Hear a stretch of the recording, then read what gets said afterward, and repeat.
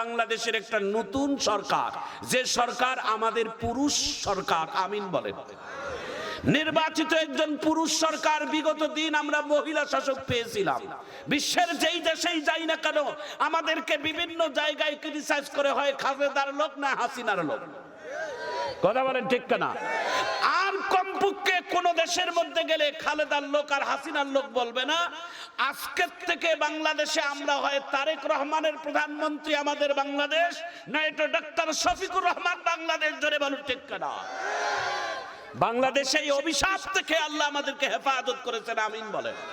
সেই শপথ অনুষ্ঠানে বাংলাদেশের কাঙ্ক্ষিত প্রধানমন্ত্রী যিনি হবেন তারেক রহমান, তিনি একজন যুবকদের আইডল। আমরা দোয়া করি আমাদের দেশ বিরোধী দলের প্রত্যেকটা এমপি মন্ত্রীদের কাছে তিনি বাড়িতে বাড়িতে গিয়েছেন। আজকে চরমনাই পীর সাহেবের বাড়িতে গিয়েছিলেন তারেক রহমান। গতকালকে বিরোধী দলের প্রধান যিনি হবেন ডক্টর শফিকুর রহমান সাহেব, তার বাড়িতে গিয়েছিলেন। এনসিপির নেতাদের বাড়িতে গিয়েছিলেন। আজকে বাংলাদেশের পীর সাহেব চরমনাইয়ের বাড়িতে গিয়েছিলেন। আলহামদুলিল্লাহ, এটাই মনে করা যায় বাংলাদেশে হেফাজতে ইসলামের আমির মুহিবুল্লাহ বাবুনগরী সহ আগামীকাল বাংলাদেশের সকল স্তরের বড় বড় উলামায়ে কেরাম এবং সংগঠনের বিভিন্ন রাজনীতিবিদেরা বাংলাদেশের সেই অনুষ্ঠানে থাকবে।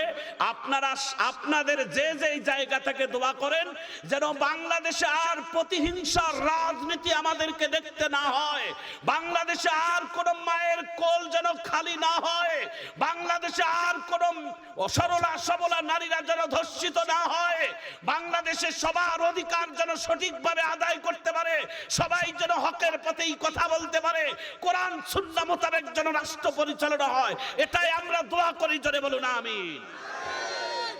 জনাব তারেক রহমান বাংলাদেশের জমিনে এসে 16 মিনিট বক্তব্য দিয়েছিলেন। 16 মিনিটের বক্তব্যে তিনি একটি কথা তিনি বলছিলেন যে আমি যদি রাষ্ট্র ক্ষমতায় আসি তাহলে মদিনার সনতেই আমি রাষ্ট্র পরিচালনা করব। আলহামদুলিল্লাহ রাব্বিল আলামিন, যদি তাই হয়, এই কথার প্রেক্ষাপটেই যদি রাষ্ট্র পরিচালনা হয়, এদেশের ওলামায়ে কেরাম তারেক রহমানকে আহলান ও সাহলান বলে আমরা সমর্থন করব। কথা বলেন ঠিক না? আরো জোরে বলেন ঠিক না? আমরা ওলামায়ে কেরাম আমাদের চেয়ারের দরকার নেই, আমাদের ওলামায়ে কেরামদের মন্ত্রিত্বের দরকার নেই, আমাদের রাষ্ট্রপ্রধানের দরকার নেই। আল্লাহ তাআলা ওলামায়ে কেরামের যে সম্মানের চেয়ারটা যেটা দিয়েছেন, এই মসনদে এই চেয়ারে তোমাদের মতো 10-12 যদি তোমরা চিন্তা করো, ওই চেয়ারে তোমরা যাইতে পারবে না। কারণ তোমাদের চেয়ার হলো 5 বছরের, আর আমাদের ওলামায়ে কেরামের যে চেয়ার আল্লাহ তাআলা বসার সুযোগ করেছেন, এটা যখন থেকে শিখছি ওইখান থেকে মৃত্যু পর্যন্ত আল্লাহ এই চেয়ার আমাদের জন্য বরাদ্দ। কথা বলেন ঠিক না? সুতরাং তোমাদের চেয়ার তোমরা টানাটানি করো, কিন্তু একটি কথা আবদার রাখো, সেটা হচ্ছে এই বাংলাদেশে কোন শরিয়া বিরোধী কোন আইন বানাইও না। শরিয়া বিরোধী আইন কোনদিন চলবে না। যদি শরিয়া বিরোধী আইন পরিচালনা হয়, রাষ্ট্রের মধ্যে আগুন জ্বলবে, ওলামায়ে কেরাম সবার আগে মাঠে নামবে। জোরে বলুন ঠিক না?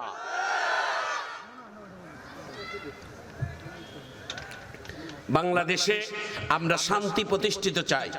বাংলাদেশে আমরা এমন একটা রাজনীতি চাই যেখানে বিরোধী দল এবং সরকারি দল এক টেবিলে বসে খানা খাবে। আলহামদুলিল্লাহ বলে।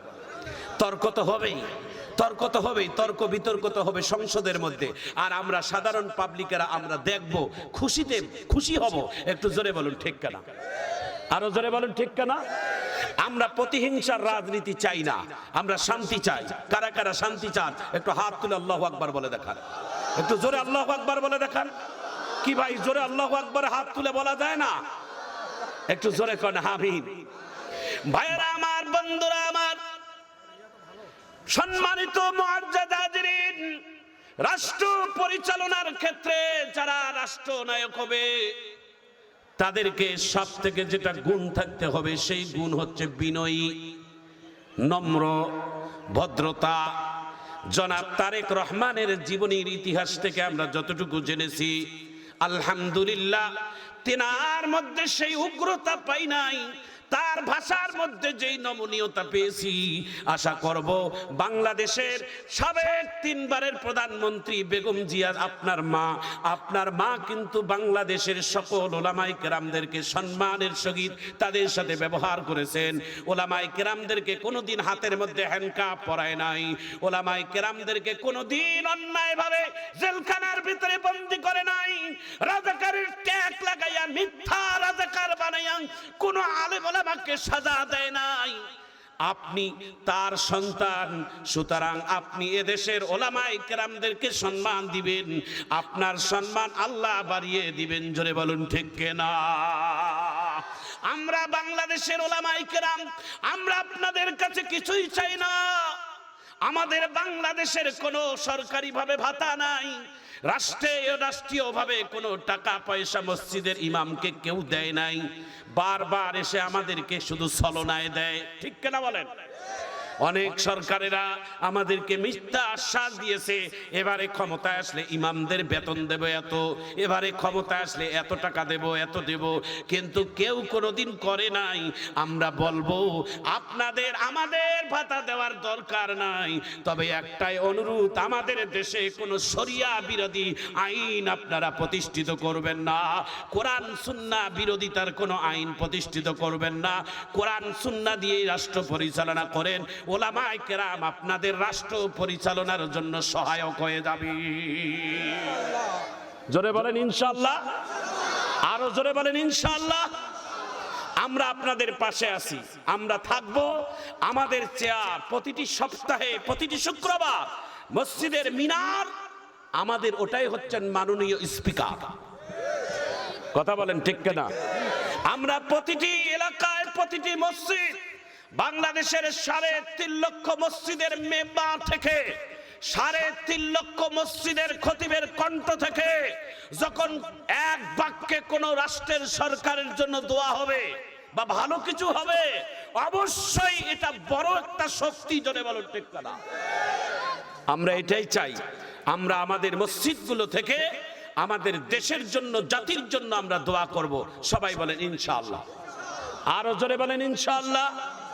প্রিয় ভাইয়েরা আমার, প্রিয় বন্ধুরা আমার, কথার সাবজেক্ট ছিল আমার অন্য, সেটা হচ্ছে আমি আল্লাহ তাআলার পবিত্র কোরআনুল কারীমের ছোট্ট একটি আয়াত তেলাওয়াত করেছি। ইন্না নাহনু নাযালনা যিকরা ওয়া ইন্না লাহু লাহাফিযুন।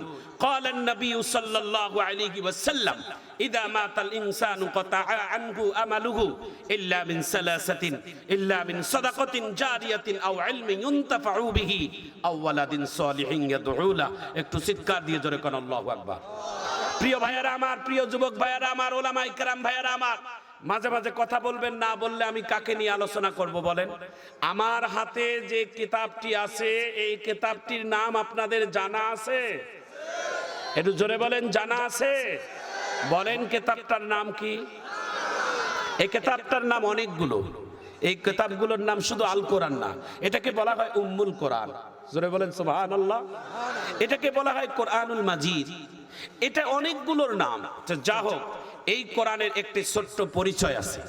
এই পরিচয়টা জানলে তাহলে এই কোরআনের কথা শুনতে ভালো লাগবে। একটু আমিন বলেন। এই কোরআনের একটা ছোট্ট পরিচয় আমি আপনাদের কাছে শোনাই। আমি সেই পরিচয়টা যখন শোনাবো তখন আপনারা হাত তুলে আল্লাহু আকবার বলবেন, আমিন বলেন। আপনি এই কোরআনকে প্রশ্ন করেন, হে কোরআন তোমার পরিচয় দাও। কোরআনের পরিচয় কোরআন নিজেই দিচ্ছে। আমি কি কোরআনের আয়াতগুলো তেলাওয়াত করলে আমি যখন থামবো তখন হাত তুলে আল্লাহু আকবার বলবেন। বিসমিল্লাহির রহমানির রহিম।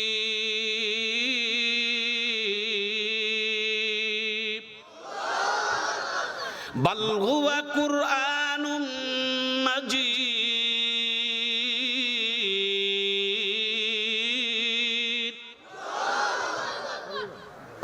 এই তালবে ইলম বাবারা, তোমরা আমাদের কলিজা, তোমরা বেশি কথা বলবে, জোরে আওয়াজ দেবে।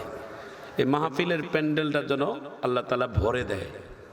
দোয়াও করবেন, সহযোগিতাও করবেন। একটু আমিন বলেন। কষ্ট হচ্ছে?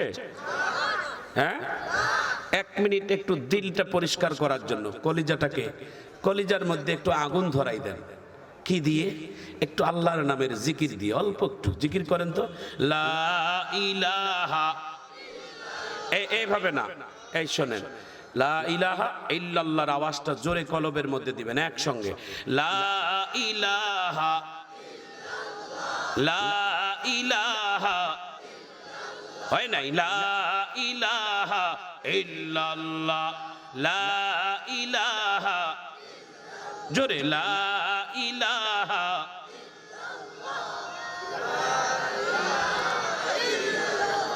লা ইলাহা। दुनिया में हो दुनिया का तलब, दुनिया में हो दुनिया का तलब, गार नहीं हो बाजार से गुजर हो खरीदार नहीं हो। ला जिद्दा वाला निद्दा वाला हद्दाली मौला, ला जिद्दा वाला निद्दा वाला हद्दाली मौला। الآن كما كان ولم يلق زوالا، الآن كما كان ولم يلق زوالا. لا إله، لا إله، لا إله إلا الله محمد رسول الله সাল্লাল্লাহু আলাইহি ওয়াসাল্লাম। একটু চিৎকার দিয়ে জোরে বলি মারহাবা। আল্লাহর কালামের ছোট্ট একটি পরিচয় আমরা একটু শর্টকাট ভাবে দেই। কোরআনের পরিচয় দিচ্ছেন কোরআন নিজেই। আপনার আমার যেমন একটা ন্যাশনাল আইডেন্টি পরিচয় আছে, কোরআনের একটা ন্যাশনাল আইডেন্টি পরিচয়। কোরআনকে প্রশ্ন করেন, হে কোরআন তোমার বাড়ি কোথায়? কোরআনের ভাষায় কোরআন নিজেই উত্তর দিবে। বালগু কুরফি লাউহিম মাহফুজ।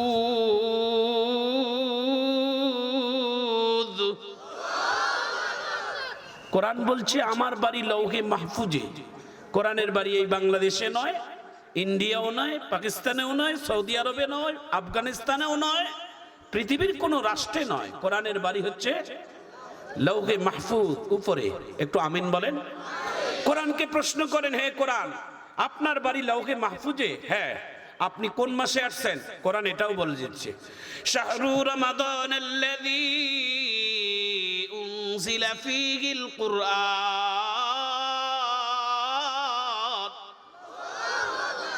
ও আপনি রমজান মাসে কোরআন আসছেন?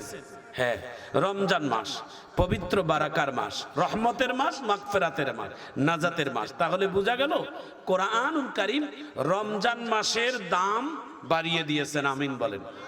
তাহলে কোরআনকে আবারও প্রশ্ন করেন, কোরআন আপনি কোন রাত্রিতে এসেছেন? কোরআন এটাও বলে দিচ্ছে, ইন্না আনজালনাহু ফি লাইলাতিল কদর ওয়া মা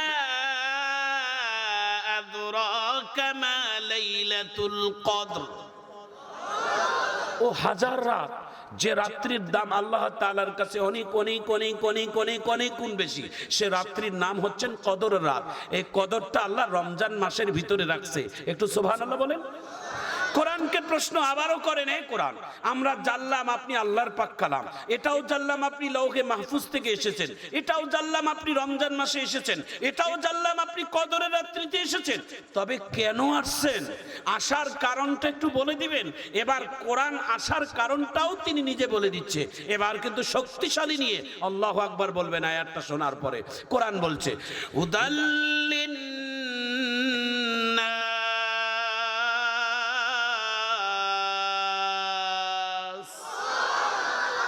আরো আওয়াজ হবে চতুর্দিক থেকে, হুদাল্লিল মুত্তাকিন।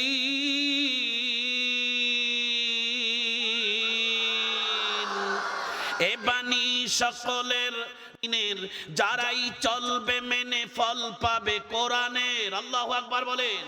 ঘরেই বলো কিবা রাষ্ট্রে বলো, অশান্তি দূর করে শান্তি আনে সমাধান। সমাধান চাও যদি জীবনে মরণে, ফিরে যাও খুঁজে নাও চোখ রাখো কোরআনে। এরে মুসলমান ভাইয়েরা আমার, বন্ধুরা আমার, এই কোরআনের একটা হরফ যদি কেউ পড়ে, একটা হরফ আলিফ লাম মিম। আলিফ একটা হরফ, লাম একটা হরফ, মিম একটা হরফ। এই আলিফ লাম মিম একবার বলার ওসিলায় এক হরফের বদলে আল্লাহ 10টি করে সওয়াব দিবে। একটা বার একটা কোরআনের আয়াত যদি পড়েন বিসমিল্লাহির রহমানির রহিম, বিসমিল্লাহর বা শুরু মিম শেষ, গড়ে দেখবেন আল্লাহর 19টা অক্ষর আছে। এক হরফে যদি 10 নেকি পাওয়া যায়, একবার বিসমিল্লাহ বলার বরকতে 190টি সওয়াব আল্লাহ দান করবে। যদি একটা পৃষ্ঠা পড়ি, একটা পৃষ্ঠাতে কতগুলো হরফ আছে? এক পারা পড়ি কতগুলো হরফ আছে? 30 পারা পড়ি কতগুলো হরফ আছে? একটু সুবহানাল্লাহ বলবেন না? এই কোরআনুল কারীম, এটা আপনার আমার জন্য আল্লাহ তাআলা একটা নিয়ামত দান করছেন। আমিন বলেন। এই কোরআনটা আপনার আমার সবার ঘরে আছে, আছে না নাই? এই কোরআনটা আমরা শুধু ঘরে রাখছি, এটাও একটা মডেল হিসেবে রাখছি। কেমন? কোরআনটা ঘরে আছে বলি বরকত না। কোরআনটা শুধুমাত্র এইভাবে চুমু খাইলে কোরআনের হক আদায় হয় না। কোরআনটা শুধুমাত্র মানুষ মরলেই, মৃত্যু ব্যক্তির কাছে যাইয়া কোরআনটা পড়লেই শুধু হক আদায় হয় না। কোরআনটাকে শুধু মুখস্থ করে সিনায় ধারণ করে হাফেজ হইলেই কোরআনটার হক আদায় হয় না। এই কোরআনটাকে শুধুমাত্র রমজান মাসে এসে একবার তারাবি নামাজের মধ্যেই খতম করলেই কোরআনের হক আদায় হয় না। এই কোরআনের হক আদায় তখন হবে, এই কোরআন পড়বেন, কোরআন বুঝে আমল করবেন, সেইভাবে মাপে দুনিয়াতে জীবন যাপন করবেন, তাহলেই কোরআনের হক আদায় করতে পারবেন। জোরে বলুন ঠিক কিনা? এই কোরআনের দৌড় শুধু দুনিয়ায় না, এই কোরআনের দৌড় দুনিয়া থেকে পরকাল, কবর, কবর থেকে মিজান, মিজান থেকে ফুলসেরাত, ফুলসেরাত থেকে কিয়ামতের ময়দান, হাসরের মাঠ, তারপরে আল্লাহর জান্নাত, জান্নাতেও থাকবে কোরআন। একটু সুবহানাল্লাহ জোরে কর। তাহলে বলেন ভাইয়েরা আমার, বন্ধুরা আমার, এই কোরআন শুধু দুনিয়ায় শেষ হবে না, এই কোরআন আপনার কবরে যাবে, এই কোরআন মিজানের পাল্লার কাছে যাবে, এই কোরআন কিয়ামতের ময়দানে ফুলসেরাতের ব্রিজের কিনারার মধ্যে দাঁড়িয়ে থাকবে, এই কোরআন হাসরের মাঠে থাকবে। এই কোরআন যদি জান্নাতে যান, জান্নাতের মধ্যেও থাকবে। তাহলে কি চান এই কোরআনের সাথে আপনাদের সম্পর্ক গড়াইতে? কারা কারা চান না হাত তুলে দেখা। গতকালকে একটি মাহফিলে বলছিলাম জাহান্নামে কে কে যাইবেন, হাত তোলেন। 2-4 জন কয় আল্লাহু আকবার। আমি বললাম চাচা জাহান্নামে যাইবেন? কয় না। হাত তুললেন? কয় থুকু বলেছে। এই জন্য আমি বলছি বুঝি শুনি ওয়াজ শুনিয়েন। কোরআনের বিপক্ষে আমরা কেউ না। যারা বিপক্ষে যাবে তারা কাফের, তারা বেদিন, তারা বেঈমান, তারা আবু জেহেল, তারা আবু লাহাব, তারা উতবা, তারা থায়েব, সাইবা। কিয়ামত পর্যন্ত যারা কোরআনের পক্ষে থাকবে তারা উমর, আবু বকর, উসমান, আলী। চিৎকার দিয়ে ধরে বলো ঠিক না? কোরআন মানলে আবু বকর, না মানলে আবু জেহেল। ঠিক কিনা বলেন? কোরআন মানলে উমর, না মানলে আবু লাহাব। না ঠিক বেটিকেও কন্যা বাহে। কোরআন মানলে উসমান, না মানলে আশুতবা। কোরআন মানলে আলী, না মানলে সাইবা। জোরে বলুন ঠিক কিনা? কোরআন মানলে আপনার দাম বাড়বে। এই কোরআন যদি রমজানের মাসে নাজিল হওয়ার কারণে রমজানের দাম বেড়ে যায়, এই কোরআন যেই পাহাড়ে নাজিল হয়েছে পাহাড়ের দাম যদি বেড়ে যেতে পারে, এই কোরআন কদরের রাত্রিতে নাজিল হয়েছে কদরের দাম যদি বেড়ে যেতে পারে, এই কোরআন যেই বাইতুল্লাহতে নাজিল হওয়ার কারণে বাইতুল্লাহর দাম বাড়াইতে পারে, এই কোরআন যদি মদিনায় নাজিল হওয়ার কারণে মদিনার দাম যদি সোনার মদিনা হতে পারে, এই কোরআন আপনার আমার জীবনে যদি একবার ফিট হয়ে যায়, আল্লাহর কসম আপনি দুনিয়াতে সব থেকে বেশি দামি মানুষ। কথা বলেন ঠিক কিনা?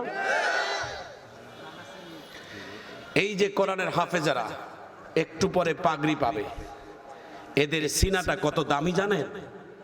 3 শ্রেণীর মানুষের সিনা কোনোদিন মাটিতে খাবে না। সুবহানাল্লাহ একটু জোরে কর। এই ভাইয়েরা, এটা পঞ্চগড় না? দেবীগঞ্জ পঞ্চগড় না? পঞ্চগড় জেলার ভাইয়েরা, 3 শ্রেণী মানুষের সিনা কোনোদিন মাটিতে নষ্ট হবে না। তার মধ্যে একটা সিনা হলো যেই সিনার মধ্যে আল্লাহর কোরআন থাকবে। একটু জোরে কর। যেই সিনার ভিতরে আল্লাহর কোরআন গাথা থাকবে, আল্লাহর কোরআন রেকর্ড হয়ে থাকবে, এই সিনা কোনোদিন মাটিতে নষ্ট হবে না। কোনোদিন মাটি কোনোদিন নষ্ট করতে পারবে না। পোকামাকড় সমস্ত দেহ খাবে, কিন্তু সিনাটা খাইতে পারবে না, তার মুখের কাছে যাইতে পারবে না। কারণ যেই সিনার ভিতরে আল্লাহর কোরআনতেই জমা রাখছে, এমন সিনা কোনোদিন নষ্ট হবে না। একটু চিৎকার দিয়ে জোরে বলা যায় না আল্লাহু আকবার। 2 নাম্বার, যারা আল্লাহ রাস্তায় শহীদ হয়, যারা আল্লাহর জন্য জীবন দিয়ে দেয়, এমন শহীদেরা যদি ক্ষতবিক্ষত হয়ে যায়, আমার ভাইজান, আমার বন্ধুগণ, হাত পা কাটা, মাথা ফাটা, শরীরের মধ্যে কয়েক শত গুলি লাগছে, এমন দেহটা যদি শহীদ হয়ে যায়, আর ওই শহীদটাকে যদি 10 বছর পরেও যদি কবর থেকে উত্তোলন করানো হয়, ওই শহীদের যেমন ভাবে রাখছেন তেমন ভাবেই কবরে রাখবে। দুনিয়ার কোনো পোকা মাকড়, দুনিয়ার কোনো মাটি তাকে স্পষ্ট করতে পারবে না। একটু চিৎকার দিয়ে জোরে বলেন সুবহানাল্লাহ। ভাইরা আমার, বন্ধুরা আমার, এই জন্য কোরআনের হাফেজদের বড় দাম, আলেমদের বড় দাম। কোরআনের হাফেজ যারা হবে, আল্লাহ তাআলা কিয়ামতের ময়দানে তাকে ডাক দিয়ে বলবে, ইকরা ওয়ারতাকি ওয়ারাতিল কামা কুনতা তুরাতিল ফিদ দুনিয়া ফাইন্না মানজিলাকা ইনদা আখির আয়াতিন তাকরাউহা। এই কোরআনের হাফেজ, এই কোরআনের হাফেজ, তুমি দুনিয়াতে তোমার উস্তাদকে যেইভাবে তারতিলের সহিত কোরআনটা পড়েছো, একটু আগে আমার আগে একটা ছোট পিচ্চি বাচ্চা এই চেয়ারের মধ্যে বসে কোরআনের তেলাওয়াত 2-3টা আয়াত পড়াইয়া শোনাই দিল। মনে হয় আল্লাহ তাআলা আসমান থেকে কোরআনটা নাজিল করতেছেন তার মুখের মধ্যে। এত সুন্দর তেলাওয়াত, এত সুন্দর মধু আল্লাহ তাআলা তার কণ্ঠে দান করেছেন। আমার ভাইজান, আমার বন্ধুগণ, এই জন্য আল্লাহর জমিনে 3টা জায়গা বড় দামি জায়গা। 1 নাম্বার হচ্ছেন মসজিদ, আল্লাহর কাছে দামি জায়গা। 2 নাম্বার মাদ্রাসা, যেখানে হাদিসের দরস হয়, এই জায়গাটাও আল্লাহর কাছে দামি জায়গা। কিয়ামতের ময়দানে 2টা ঘর কোনোদিন নষ্ট হবে না, 2টা ঘর কোনোদিন কিয়ামতের ময়দানে কোনোদিন নষ্ট হবে না। জমিনের মধ্যে থরথর হয়ে দাঁড়িয়ে থাকবে। 1 নাম্বার বাইতুল্লাহ, আল্লাহর ঘর। একটু সুবহানাল্লাহ জোরে কোন। আল্লাহ ডাক দিয়ে বলবেন, আরে বাইতুল্লাহ, দুনিয়ার সব কিছু একেবারে ময়দান হয়ে গেছে, কিন্তু তুমি কেন নষ্ট হও নাই?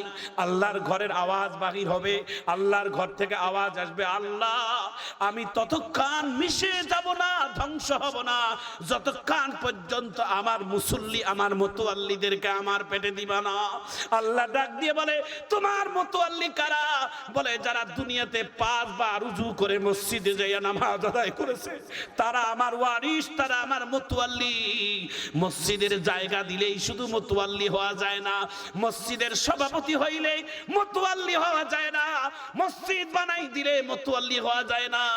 আল্লাহর কাছে 1 নাম্বার মুতাওয়াল্লি ওই ব্যক্তি, যেই ব্যক্তি 5 বার মসজিদের সাথে সম্পর্ক রাখে। সুবহানাল্লাহ বলেন। আজান শুনে মসজিদে যাও, আজান শুনে মসজিদে যাও, ওহে মুসলমান, নামাজ পড়ো, তাসবিহ পড়ো, পড়ো আল কোরআন। সুবহানাল্লাহ বলে। নামাজ যদি হয় রে তোমার সহি সুন্দর খাঁটি, জীবন তোমার হবে সুন্দর, হবে পরিপাটি।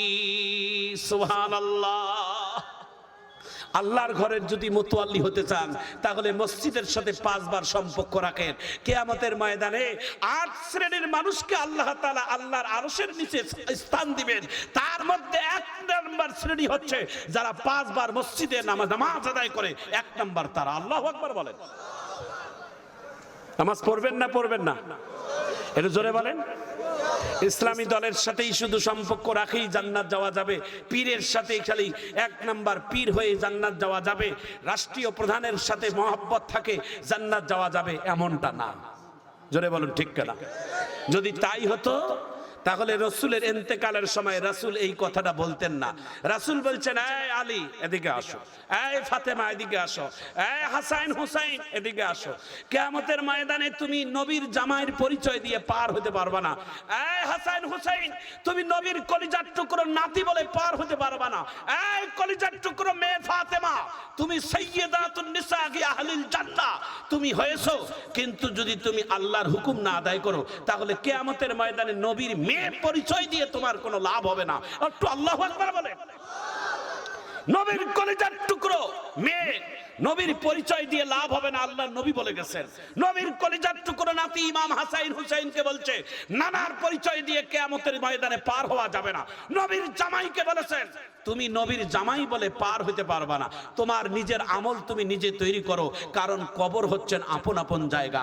কারো কবরে কেউ আসবে না, কারো কবরে কেউ জবাব দিবে না, কবর হচ্ছেন একা জায়গা। একটু চিৎকার দিয়ে জোরে বলুন ঠিক না? নামাজ নাই তো দুনিয়ার কোনো কিছুই নাই, করা বলেন ঠিক না? এই যে বাংলাদেশে কিছুদিন আগে নির্বাচন হলো, কত রকমের টুপি দেখলাম নেতাদের মাথায় রে, ঠিক কিনা কোন চাচা? কত টুপি, হায় রে হায়। ইলেকশন শেষ, মাথার টুপিও নাই, কথা বলেন ঠিক না?